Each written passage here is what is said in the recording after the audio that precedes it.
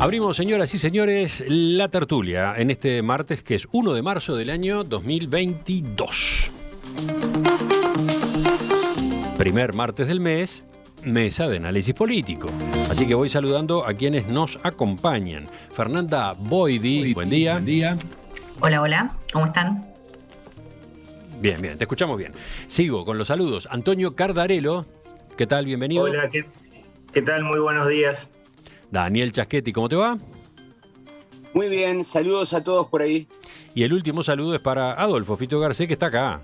Se allegó a los estudios de En Perspectiva y Radio Mundo y ha ocupado su banca, esa de tantas veces. Es verdad.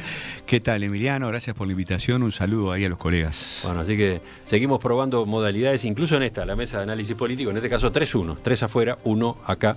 Gracias a todos. Vamos al primer tema que tiene que ver mucho con esta fecha, justamente, ¿no? Hoy, 1 de marzo, el presidente Luis Lacalle Pou está cumpliendo 2 años al frente del gobierno respaldado por la coalición multicolor. Mañana, igual que hace 12 meses, se hará presente en el Palacio Legislativo, donde realizará un discurso ante la Asamblea General para rendir cuentas de su gestión. Lo que les propongo a ustedes, estimados, es una especie de adelanto, o mejor dicho, la visión que ustedes tengan, la evaluación que ustedes tengan de... Por ejemplo, a ver, planteémoslo en estos términos. ¿Qué aciertos y qué desaciertos anotan ustedes en estos 2 años del nuevo gobierno? Capaz que cada uno va anotando un acierto y un desacierto y después, bueno, en todo caso discutimos, ¿no? Empecemos contigo, Fernanda. Bueno, ¿cómo no? Desacierto, el manejo de la política exterior, en particular personal de Cancillería y las idas y vueltas y las desinteligencias que ha habido a lo largo de todo el proceso. Aciertos. ¿Cómo ha liderado la coalición y el manejo de la pandemia? Sabés que pensaba un poco y no es muy diferente el análisis ahora del de hace un año atrás, porque los temas que han ocupado la agenda y los desafíos que ha enfrentado el gobierno han sido esencialmente los mismos. Pero me quedo con eso como para empezar la discusión. Bien, muy concreta, Fernanda. Hizo los deberes perfecto. Con una trampita, ¿no? Porque por el lado de aciertos mencionó 2 en lugar de 1, pero explicó por qué. Y fue breve. Vamos, seguimos. Chaschetti, tu primera intervención. Bueno, entre los aciertos, para mí es el plan de vacunación, que creo que fue excepcional. Si bien las vacunas llegaron un poquito tarde, el ritmo, la intensidad y la planificación fue fantástica y eso le permitió a Uruguay superar rápidamente digamos la situación complicada que tenía con un crecimiento exponencial del contagio. Hoy exactamente, hoy se está cumpliendo 1 año del comienzo de la vacunación, ¿no? Sí, Uruguay vacunó como pocos países en el mundo. Creo que hay un tramo de 3 meses donde se aplicaron, se aplicó vacunas al 70% de la población. Fue fantástico. Es cierto que había una infraestructura muy sólida y una cultura de vacunación en la población, pero había que hacerlo. Y yo creo que el gobierno, el ministerio y la Secretaría de Gobierno trabajaron muy bien en este tema. Entonces ese yo creo que es, para mi gusto, es el gran logro de este bienio. Entre las dificultades o las cosas mal hechas, para mí es la estrategia legislativa del gobierno, ¿no? El haber enviado un proyecto de urgente consideración con formato ómnibus, es un error gravísimo que lo está pagando. Si el gobierno hubiera mandado 5 o 6 leyes, tal vez no tendríamos ahora un referéndum. Probablemente el proceso político hubiese sido distinto. Tú decís que lo está pagando, o sea, para ti es un problema que hoy esté en curso. Totalmente, el gobierno está parado. Están paradas muchísimas políticas públicas porque el gobierno está haciendo campaña. Y todo quedó para después del 26 de marzo, del 27 de marzo. Y bueno, además el gobierno se juega mucho porque no puede perder el referéndum. Si lo pierde va a tener condiciones políticas no muy buenas para seguir adelante con su agenda. Entonces, yo creo que se compró un problema en esta suerte de apuesta al todo o nada, y de haberla hecho en el medio de la pandemia, ¿no? Que bueno, no permitió las mejores condiciones para que el proceso legislativo se desarrollara, sobre todo en una ley tan relevante, tan importante. Adolfo, Fito, ¿cuáles son en el caso tuyo? ¿Puedo hacer trampa? Sí. Estamos acostumbrados. Ya arranqué mal, ¿no? Sí, dos, porque un acierto previsible y otro acierto imprevisto, diría. El acierto previsible es el enorme esfuerzo que ha hecho el gobierno a lo largo de estos 2 años, a pesar de circunstancias tan complicadas como la pandemia, por cumplir con sus promesas electorales. Y digo esfuerzo, no digo que haya cumplido 100% de sus promesas electorales, pero yo creo que hay que reconocerle al gobierno el esfuerzo por cumplir las promesas electorales. Dicho sea de paso, creo que es lo que hay que exigirle al gobierno. Y digo que es un acierto previsible, bueno, porque por lo que conocíamos de la calle Pou, por lo que conocíamos del Partido Nacional, incluso en el discurso de la calle Herrera, es un clásico esto, ¿no? Y yo diría, es un clásico esto de cumplir con las promesas, de esforzarse por cumplir con las promesas, es un clásico de la política uruguaya desde el 85 para adelante. Hay un esfuerzo sistemático, yo diría, en todos los partidos políticos. Pienso en particular en Sanguinetti II, y aquel programa con la lista 99 de la segunda presidencia. Pienso en el Frente Amplio. Lo que hizo el Frente Amplio era bastante previsible para quien se hubiera tomado el trabajo de seguir el debate programático del Frente, ¿no? Y sus promesas de campaña. Y ahora, bueno, ya mencioné la calle Herrera. Entonces, ese acierto yo creo que hay que reconocérselo y creo que es, a ver, yo veo de este modo, la vara con la que hay que jugar a los partidos, la principal vara es esa. ¿Hacen un esfuerzo por cumplir con sus promesas o no? Y el acierto poco previsible, imprevisto, diría yo, fue la convocatoria del Grupo Asesor Científico Honorario, que eso fue una especie de maravilla que ocurrió. Ya ahora hablamos menos de esto, pero eso ocurrió, era poco previsible, creo yo, y funcionó en términos generales muy bien, a pesar de los desencuentros que hubo a principios del 2021. ¿Te faltan los desaciertos? Sí, un gobierno que tiene más aciertos que desaciertos, pero yo tuviera que marcar un desacierto, diría, hay una promesa que no cumplió, y que para mí es importante, para la cultura política de este país es importante. Una de las promesas del presidente electo era, ¿se acuerdan aquel discurso, no? No somos la mitad que viene a sustituir la otra mitad. Y sin embargo, yo tengo la impresión de que eso no funciona así. O sea, ¿no? Pienso que la política del gobierno en general es tratar de escuchar lo menos posible al Frente Amplio, tratar de prescindir del Frente Amplio en la solución de los problemas, dialogar lo menos posible con el Frente Amplio. En cierto modo es como más de lo mismo, ¿no? Es la política uruguaya que se reitera a sí mismo, porque esto viene ocurriendo desde el 85 como mínimo. Y yo no soy de los que dice se puede gobernar por consenso, pero una cosa es ni un vaso de agua, ¿no? Ni una instancia de diálogo relevante, y otra cosa es gobernar por consenso. No, nos falta aprender en Uruguay a construir escenarios de diálogo, al menos en temas súper relevantes. Te pongo 2 ejemplos, ¿no? La pandemia, sobre todo en el 2021, cuando las papas quemaron, y el puerto. Bueno, así que en el caso de Fito tuvimos 2. Yo mencioné dos aciertos y un desacierto. Y un desacierto que viene por este lado, ¿no? De no cumplir esa promesa de dialogar con la oposición. Antonio, te toca a ti, a ver si volvemos a la hoja de ruta. 1 y 1.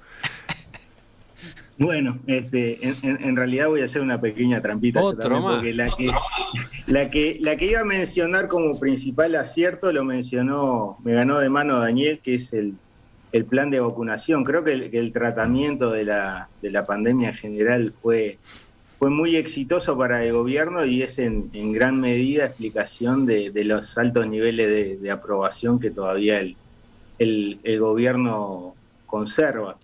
El Fito acaba de mencionar otro hecho importante en ese manejo de la pandemia general, que es la conformación del GACH, pero yo creo que el plan de vacunación con la velocidad que permitió que gran parte de la población de Uruguay se vacunara, que lo lleva a estar entre los países del mundo con mayor porcentaje de la población vacunada y en uno de los menores tiempos, creo que es sin duda algo a destacar del gobierno. Pero como ya le había mencionado Daniel, voy a mencionar los dos problemas. El primero para mí es el de los cambios en el gobierno, ¿no? Un gobierno que decía que estaba, una coalición que decía que venía preparada para gobernar, y sin embargo hemos tenido el año pasado 5 cambios en el gabinete, sumado a los cambios en una cantidad de cargos en la presidencia Antel, por ejemplo, en la Corporación Nacional para el Desarrollo, directores de Cabildo Abierto en varios organismos, el más recordado el de Montaño en ACE, y el año pasado tuvimos, repito, 5 cambios en el gabinete, obviamente uno por una cuestión de fuerza mayor, que es el fallecimiento del ministro Larrañaga, pero ahí Heber, que pasa al Interior, y Falero al Ministerio de Transporte, y sobre todo los dos cambios los dos ministros colorados que dejan sus cargos, Uriarte en Ganadería y Cardoso en Turismo, que se suma a Natali en Cancillería, y otro que da cuenta más fehacientemente de esto que quiero decir es el de Bartol, que era alguien que la calle venía anunciando desde que arrancó la campaña que si ganaba iba a ocupar un ministerio, y estuvo poco más de un año en el cargo. Y el segundo problema, para resumir brevemente, para mí es el de Catón Natí, ¿no? La concesión de Catón Natí en el puerto de Montevideo, que no solo merece las críticas de la oposición del Frente Amplio, sino a la interna de la coalición también. Tanto el Partido Colorado como Cabildo Abierto han marcado sus diferencias con el tratamiento que se dio. Han quedado escuchadas las intervenciones de los 4. Fueron presentando aciertos y desaciertos que ven en estos 2 años del gobierno encabezado por Luis Lacalle Pou. Ahora les propongo que discutan sobre lo que se escucharon entre ustedes, ¿no? Voy. No, pensé que ibas tú. No, Nanda. Que vaya Fernanda. ¿Qué te dejaron los balances de tus colegas? Bueno, primero, notar lo obvio, hay bastante coincidencia en el sentido de que los rumbos, las grandes líneas, los diagnósticos son similares con matices, ¿no? Y cuando Daniel presentaba lo de la LUC, claramente podemos ver las cosas negativas, pero falta un mes para que podamos hacer el balance real, o falta por lo menos un mes para que podamos hacer el balance real del impacto de la LUC, porque yo creo que la LUC fue un desafío. Puede ser un error y un gran problema para el gobierno. De hecho, hay aspectos que son problemas, como con los que señalaba Daniel, pero puede ser un gran acierto si se logra mantener la ley de urgente consideración. Y la verdad que cuando yo pensaba en preparación de la tertulia de hoy, bueno, ¿cuáles son los aciertos? Bueno, si la LUC se mantiene, puede ser uno de los grandes aciertos. No solo por la victoria electoral a favor del gobierno, porque en definitiva es como decía Fito, es una promesa de campaña, ¿no? No hay nada nuevo en eso. Es un mecanismo legal, discutido, pero legal, en el marco de una coalición que se veía mucho más endeble a sus inicios de lo que se ve hoy, ¿no? Y con Fito hablábamos la semana pasada en otro contexto. En mi perspectiva, el presidente Lacalle tenía un disparo, ¿no? Y ese disparo era pasar todo el paquete de medidas mientras contara con el apoyo de la coalición. Bueno, la coalición se ha mantenido, van 2 años, y si la LUC se aprueba, no es solo una especie de refuerzo de esta promesa electoral que se cumple, sino también un indicador de que la coalición ha funcionado y ha funcionado muy bien. Entonces, muestra fortaleza y permite ser un ancla para desarrollar las políticas públicas que prometió y que tiene como en stand-by o que ha empezado muy tibiamente a implementar. Claro, Entonces, pero Daniel Giachetti decía, a cambio de ese avance que logró rápidamente y cuando las mayorías las tenía seguras, ahora resulta que el gobierno de hecho se termina paralizando o semi-paralizando mientras se defiende la LUC, mientras se evita un resultado adverso en el referéndum, ¿no? Sí, claro, de eso no hay duda, porque digamos, los recursos de todo tipo son limitados y las energías, sobre todo este último mes, digamos, los últimos 15, 20 días, y cabe prever evidentemente todo lo que resta de marzo, va a ser el tema excluyente. Chasquete, Daniel, Además, ¿tú querés ir por ese lado que estaba retomando Fernanda o vas por otro de los que escuchaste en estos minutos? No, un breve comentario. Yo no cuestiono el derecho del gobierno de intentar llevar adelante el programa que presentó en la campaña electoral. Me parece legítimo. Mi crítica es procedimental. O sea, yo dije con claridad la estrategia legislativa. No dije la LUC. O sea, en realidad, dentro de la estrategia legislativa, obviamente, está el formato que adquirió la ley. Pero yo creo que no es sano ni bueno para la democracia uruguaya que los partidos que ganen el gobierno se propongan gobernar de este modo. Eso es un problema de cómo concibo yo la democracia y creo que el bloqueo que le está imponiendo la oposición, que también es legítimo, me parece que se está transformando en un costo. Y ese costo puede ser más alto que el beneficio si el gobierno pierde el referéndum. Ese es mi punto. Respecto a las demás cosas que se dijeron, yo estoy básicamente de acuerdo. Yo en mi lista tenía anotado, por ejemplo, tenía algunos logros, tenía muchos empates, creo que hay muchos empates, y tenía también varios problemas, ¿no? Entre los logros, haber mantenido la coalición creo que es un logro muy, pero muy relevante. Yo creo que después del plan de vacunación, tal vez para mi gusto es el segundo en importancia. No es fácil, no es sencillo mantener una coalición, y sobre todo una coalición con un socio nuevo, al cual fueron conociendo cuando los titulares del nuevo partido ya estaban en los cargos de gobierno, ¿no? Entonces han lidiado con eso y lo han hecho bastante bien. Entonces creo que haber mantenido la coalición, la vocación por cumplir con las promesas, me parece que también es loable. Eso hay que señalarlo, hay que destacarlo, está muy bien, ¿no? Y bueno, y después han señalado cosas que el gobierno ha resuelto mal, como la política exterior. Hay cosas que no están funcionando. Yo decía que hay varios empates.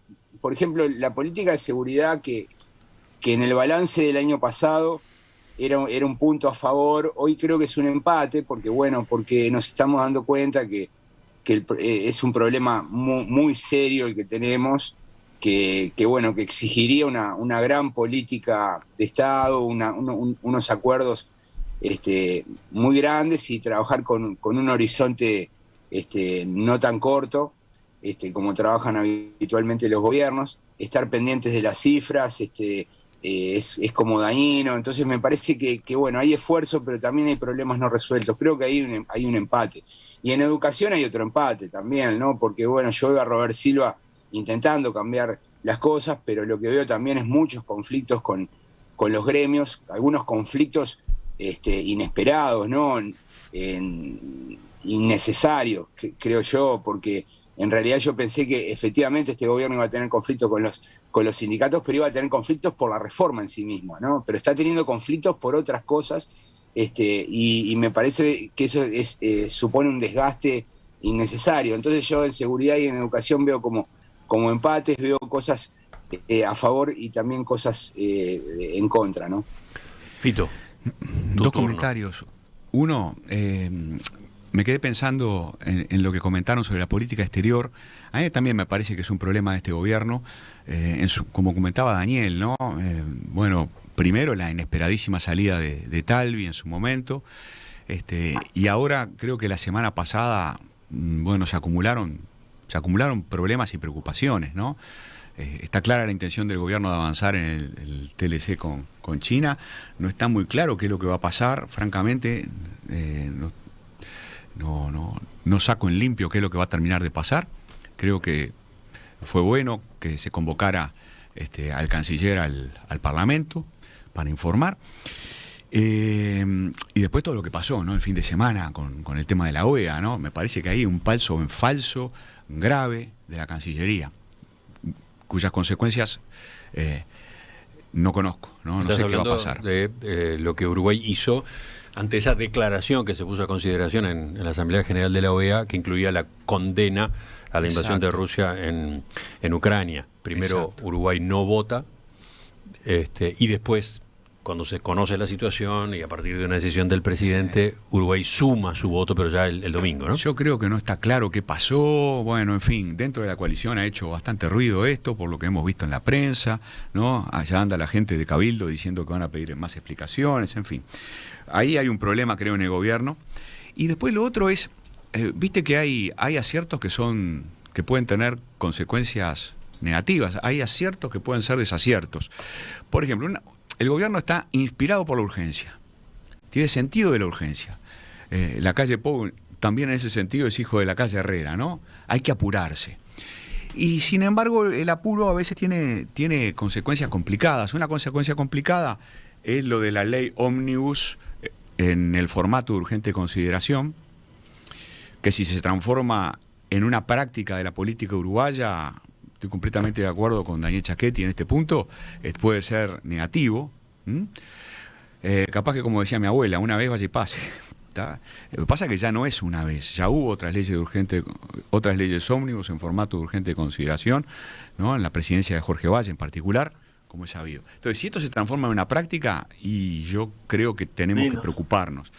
¿Quién estaba interviniendo ahí? Déjame terminar con una cosa. Vos sabés que allá, parece que en España, había un rey que estaba apurado, tenía que ir a una reunión muy importante. Y entonces le dijo no sé, su paje, ¿no? Quien tenía que... Porque viste que los reyes precisan ayuda para vestirse, no entiendo bien por qué. Pero bueno, entonces alguien lo tenía que ayudar a vestirse. Y el rey le dijo, ¿no? Vísteme lentamente que estoy apurado. Y este gobierno tiene eso, ¿no? No se viste lentamente. Acelera, a veces al costo de tomar decisiones precipitadas. Insisto, la solución del puerto creo que es el mejor ejemplo de todo esto. Para cerrar la segunda ronda, Antonio, te escuchamos. Sí, bueno, voy por el mismo lado que los colegas. Creo que la ley de urgente consideración, si bien en parte podía entenderse por el formato de una coalición novedosa, con 5 partidos, con 3 partidos principales, uno de los cuales se carecía de información de cómo iba a manejarse en el gobierno, que era Cabildo abierto, podía explicarse por ahí, y los antecedentes más claros, el de gobierno de Jorge Valle, donde también se pasó una ley de urgente consideración en un gobierno de coalición que tampoco se sabía qué tiempo iba a gastar, y al final duró 2 años. Pero es cierto que el tratamiento legislativo, como resaltaba Daniel, es complicado, no es bueno. La ley de urgente consideración, como se ha hablado, como hay investigaciones, cómo se va a presentar en la máquina de aprender, respondía a una realidad determinada cuando se incorporó en el ordenamiento institucional uruguayo, que no es la de ahora. Los partidos son mucho más disciplinados, mucho más cohesionados, tienen una disciplina parlamentaria mayor incluso, y entonces hace un poco difícil en ese sentido de entender por qué el gobierno optó por esta estrategia, que, como bien dice Daniel, se podría haber ahorrado el problema ahora de tener un referéndum casi a mitad de gobierno, a 2 años de comenzado el gobierno, y que dependiendo del resultado puede ser perjudicial para los intereses del gobierno, y hay reformas, como mencionaba Daniel, como la de la seguridad social, por ejemplo, que están en stand-by hasta saber el resultado del recurso, y que pueden tener, me imagino, énfasis distintos dependiendo de uno u otro resultado. Y en política exterior también coincido.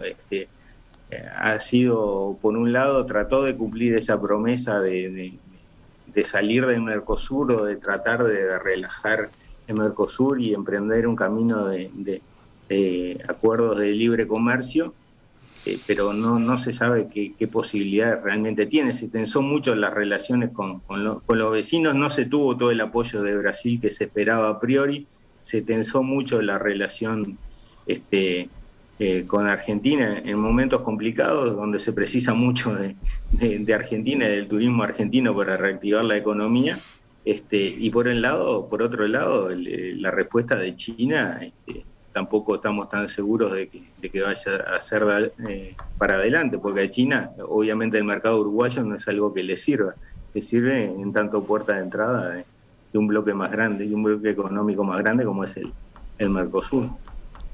Y bueno, lo que pasó en los últimos días también, ¿no? Ese idas y venidas y declaraciones por las redes sociales, me parece que le restaron seriedad a la Cancillería, que ya había tenido problemas desde entrada con la renuncia de Talvi. Y bueno, se pensaba que Bustillo iba a ser la solución ideal a todos los problemas, que iba a garantizar un buen relacionamiento con Argentina, pero ya hemos visto que esas cosas no han sucedido como se esperaba. ¿Te quedó algo, Fito? No, está bien. ¿A los otros integrantes de la mesa alguna consideración final? Sí, tengo miles. No, yo sé que les habíamos propuesto un tema gigante. La idea era un primer encare, ¿no? Va a dar para seguir. No, un matiz sobre lo que acaba de decir Antonio. Yo creo que el problema no es Bustillo. El problema es la calle Pou. Me parece que en realidad ha sido muy voluntarista en materia de política exterior, ¿no? Y esa es una regla que se paga caro, ¿no? Porque es una regla de oro. Hay que ser muy frío en política internacional. Durante la campaña él decía precisamente esto, ¿no? Que había que actuar con mucha frialdad, no había que guiarse por ideología, sino por intereses.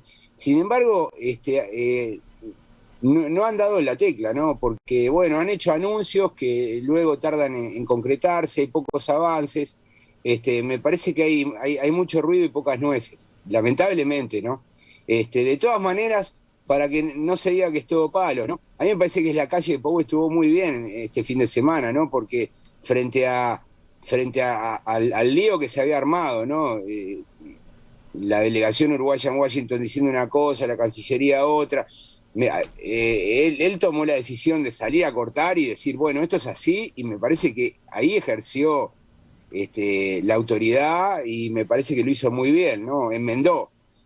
Peor hubiese sido que no hubiese salido, ¿no? Entonces me parece que en última instancia la calle Pou tiene eso, ¿no? Él se hace responsable en última instancia, y eso es algo positivo, es un atributo positivo que él tiene, ¿no? Fernanda, lo último. Bueno, como pasar raya es muy difícil, me parece que podemos cerrar mirando hacia adelante, porque cuando pasemos este próximo mes de marzo van a quedar un montón de desafíos, y el modo en que el gobierno podrá encararlos o no dependerá del resultado del referéndum seguramente, pero como titulares: educación, reforma del Estado, reforma de la seguridad social. Hay mucho por hacer todavía ahí. Hay más temas para esta edición, la primera de la temporada de la mesa de análisis político. Digo la primera de la temporada porque marzo de algún modo marca el comienzo del año político, ¿no? Ya los hemos escuchado ustedes en enero y en febrero, digo, a los politólogos, pero ahora estamos en una etapa nueva, y más, sobre todo teniendo en cuenta el aniversario, ¿no? 1 de marzo, nada menos, segundo año del inicio del gobierno de la calle Pou, arranque de un nuevo periodo de sesiones ordinarias en el Poder Legislativo. Tenemos a propósito de lo que acabamos de charlar, tenemos para más, sin duda, ya habrá tiempo. Ahora, después de la pausa, vamos por otros lados. Arte Hoy en Perspectiva. En el estudio de radio, cada semana, un autor y su obra. En Los Corredores, una muestra mutante de creadores consagrados y también emergentes. Arte Hoy en Perspectiva presenta Banco República para su tarjeta Brou Recompensa. Apoya Victoria Plaza Office Tower. Sofía Cibrú, ella es la firma, ella es la autora a la que estamos revisitando en estos 2 meses de enero y febrero, en los que hemos vuelto sobre nombres que nos acompañaron en el ciclo 2021. Bueno, justamente esta semana concluimos con ese repaso y es Sofía quien aparece con obras diferentes de la que el año pasado, hace casi un año, ustedes pudieron ver. En el estudio en particular, esta semana estamos alternando 2 de sus trabajos, 2 trabajos bien distintos, aunque claro, el estilo de ella es común. 2 de sus trabajos. Ayer les mostramos uno, titulado El amor solo libre es. Ahora tenemos este otro que ustedes están observando en nuestra emisión en video, mucho más colorido, mucho más volcado a los rojos, los naranjas, los amarillos, que tampoco habíamos expuesto el año pasado. Este no tiene título, así que desde ya ustedes quedan invitados a bautizarlo. Pueden hacerlo por WhatsApp, como siempre, o pueden hacerlo en nuestra cuenta en Instagram, en Perspectiva UI.